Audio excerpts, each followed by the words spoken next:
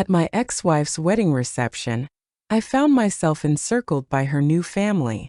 What brings you to this place? Her brother's sneer cut through the air. She's found someone who truly deserves her. They laughed and pointed, but then my 8-year-old son clutched my sleeve tightly. Dad, it's time to leave. We can't wait any longer. A dark shadow looms and dread fills the air. Believe in me, Daddy. I nodded, my heart racing as I moved toward the exit. In an instant it all changed. Chapter 1. The invitation I regret accepting. I never meant to end up in this place. I attended my ex-wife's wedding reception solely for our son Ethan. He was chosen as the ring security boy, and despite the tension with his mother, he longed for me to see him in his little black suit and sunglasses. The venue exuded opulence, chandeliers shimmering overhead, a string quartet weaving melodies in the corner, while servers moved gracefully among tables, champagne flutes in hand. I lingered in the shadows, fingers buried deep in my pockets, yearning to disappear.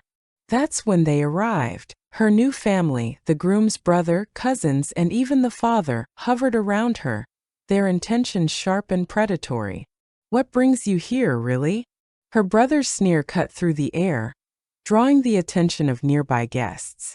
She's found someone real, another cousin chimed in, a smirk playing on his lips. Then came the laughter, cruel and piercing, crafted to wound profoundly. I remained quiet. Years of swallowing my pride had shown me that some words fall on deaf ears, lost on those who refused to listen. A tiny hand grasped my sleeve, pulling me back. It was Ethan, the name echoed, heavy with unspoken memories. His face was ashen, eyes flickering anxiously to the distant end of the hall. Dad, we have to leave now, he urged, his voice laced with urgency. Why must it be this way? What's the matter? I leaned closer, my voice barely a whisper. He gulped, a knot tightening in his throat. A storm is brewing and dread hangs in the air. Believe in me, Daddy. His voice held a chilling conviction that pierced through me. I nodded, a chill racing through me. I grasped his hand tightly and moved toward the exit. And then, it struck. Chapter 2. The break. We were halfway to the glass doors when it struck. A thunderous snap. In an instant the reception halted, breath held tight. A sharp crack echoed, followed by the shattering of glass as the massive chandelier plummeted from above the main table. Screams echoed through the hall. Guests scrambled beneath tables. Champagne flutes shattered on the marble floor. The chandelier crashed down, reverberating through the room, silverware scattering as the quartet dove for safety. I turned just in time to witness the shattered remnants of crystal and metal, resting precisely where the bridal party had been just moments before. But my ex-wife stood there, her new husband by her side, a haunting reminder of what once was. Crimson, shattered fragments. The groom's grip tightened around his arm. His white suit was stained with crimson splatters. My ex's flawless hair entwined with jagged shards of crystal. Security burst in, shadows trailing behind them, men in dark suits unmistakably out of place among the catering staff. They advanced with unwavering focus, eyes darting to the ceiling, assessing every possible escape route. Ethan clutched my leg, his eyes filled with fear and urgency. Look, Daddy, I warned you. There was a depth in his voice that transcended mere relief. It was a revelation. In that moment it struck me. Ethan had no idea that something terrible was about to unfold. He had always known. Chapter 3. Ethan's hidden truth. The winter air stung our faces as I yanked Ethan from the turmoil. Sirens pierced the air, echoing with urgency. Sirens blared, urgency in the air. A chaotic symphony of police, ambulance, and fire trucks. I knelt beside him, my hands tightly clutching his shoulders. Ethan, what made you foresee that moment? He paused, biting his lip as fear gripped him, the truth hanging heavy in the air. His voice emerged as a mere whisper. I listened closely. It was a night like no other. Mom, her new husband, and a stranger I couldn't place. In the kitchen they stood together. Sleep eluded me, thirst clawing at my throat, So I slipped into the darkness to find water. They spoke of the irony, how it would be tragic if you were to get hurt at the wedding. My heart stopped. Is it really me? What are you trying to say? Ethan's eyes brimmed with tears. They claimed to have hired someone to sabotage the toast by making the lights crash down. Yet they had no idea where you would be positioned. Mom's husband dismissed it all, saying it didn't matter. If he's absent, perhaps another will bear the consequences. A wave of cold washed over me, leaving my face pale and hollow. They had been tearing me apart earlier. They had ensured I was exactly where I needed to be. An icy rage took root in my chest. I drew Ethan in tightly. You made the right choice, my friend. Yet now Daddy must make the right choice as well. In that instant, clarity struck me like lightning. I wasn't ready to go to the police just yet. This was more than a quest for justice. It was about bringing their story to a close. Chapter 4. Silent steps. I left Ethan at Claire's, my sister's house, before making my way back to the reception, to observe, not to intrude. My ex-wife was being loaded onto a stretcher by paramedics.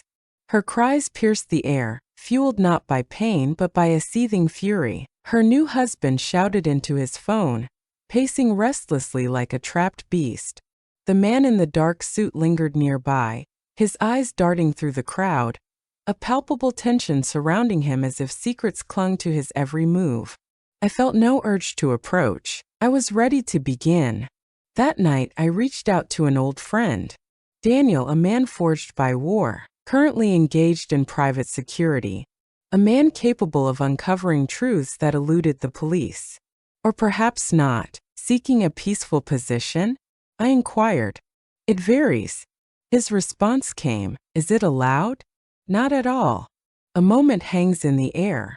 Then a soft, dark chuckle echoed in the silence. Give me the names. As Daniel dug in, I plotted my next move. I remained quiet. No updates on social media. We stayed silent around our shared friends. I allowed them to believe I was paralyzed by fear or shame, unable to move. In the shadows, Daniel revealed it all. The groom's debts from gambling. My ex-wife's hidden account in the Cayman Islands. The contractor they had chosen for the chandelier job. A fated stunt rigger, burdened by a past that stretches endlessly. In a shocking twist, they had funneled the groom's company funds to settle his payment. That last one was pure brilliance. The groom's company was no ordinary firm. It held weight and significance. A government contractor, shrouded in shadows, the kind that dared not breathe a hint of scandal. Revenge demands a quiet, relentless weight. And the shock of the unexpected. Daniel Intel was a treasure, but I couldn't bear the thought of simply giving it to the police. I wished for their mutual destruction. First, we planted the seeds. I dispatched an anonymous package to the compliance department of the groom's company. A tidy folder holds the weight of secrets. Offshore wire transfers, casino surveillance snapshots, and an invoice from the chandelier contractor. Each page a whisper of hidden truths. The cover letter. Act now. Allegations of embezzlement and fraud surrounding government funds loom large. Next step.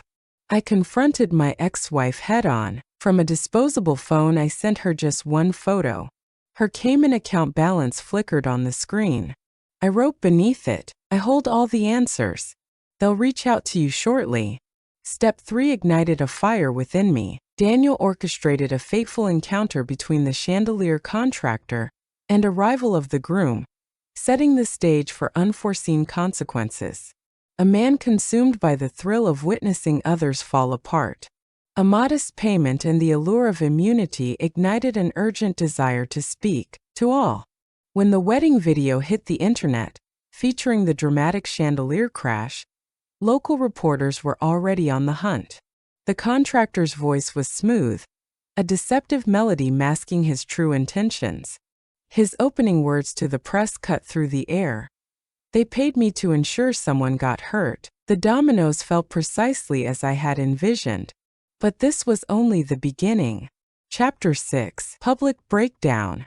It began on a Tuesday morning. The groom's company stood under the weight of a massive under federal investigation notice, its front doors a stark reminder of looming consequences. Two unmarked SUVs sat silently outside, engines humming with the quiet menace. Inside, agents in windbreakers hurriedly carried out boxes filled with files and hard drives. By noon, the tale had spread like wildfire. A local businessman faces a deepening investigation for fraud and money laundering, as a haunting still image of the chandelier crash plays endlessly across news channels. Her face was frozen in terror, a scream escaping her lips as she plummeted, eyes wide with dread. She called a blocked number, but I recognized her by the quiver in her voice. "This is your doing. You believe you're smart, yet you've shattered it all." I paused, the weight of my words hanging in the air, then replied, "No, you shattered it all. I ensured that everyone witnessed it." A week later, her new husband was taken away in handcuffs. Initially, she walked free, but as investigators uncovered the trail to her Cayman account and the vanished money, the handcuffs clicked shut. In the meantime, I took the step to file for full custody of Ethan. The court, confronted with their felony charges, denied the request outright. The judge declared me the sole anchor in this child's tumultuous world. The final moment I beheld her was in that courtroom, bound in chains, her makeup stripped away, eyes vacant and lost. Her lips formed words, silent yet urgent. Perhaps a plea, perhaps an apology. I stayed silent, for in that instant, I understood that true revenge lay not in the investigation, the headlines, or the arrests. Leaving that courtroom, hand in hand with my son, a wave of relief washed over me, knowing she could never harm us again. Epilogue. A powerful lesson unfolds. Months passed and life seemed to regain its rhythm. Silence hung heavy, devoid of whispered insults from her family. Authenticity reigned supreme. Only Ethan and I. Reconstructing, we relocated to a more tranquil neighborhood. I enrolled him in a school that ignited his passion for music. Every evening, he strummed the guitar on the porch, just as I once did for him in his childhood. The case captured headlines for an extended period. Her ex-husband accepted a plea deal, while she faced 3 years for fraud and conspiracy. When the verdict was announced that night, a strange emptiness washed over me instead of the anticipated thrill. It wasn't triumph. It was the end of a long, painful journey. One afternoon, Ethan asked, "Dad, was it worth it? Accomplishing all of that?" I gazed at him and said, "Son, revenge isn't always about settling the score. It's about ensuring they can never inflict pain on you or anyone else again." He nodded, fingers dancing over the strings, a soft chord breaking the silence. For the first time in years, the air around us was filled with a sense of freedom. In the end, I emerged victorious. I reclaimed my life. I have my son again. And that was the most satisfying revenge of all. Was this act of revenge truly warranted? Share your thoughts on this story in the comments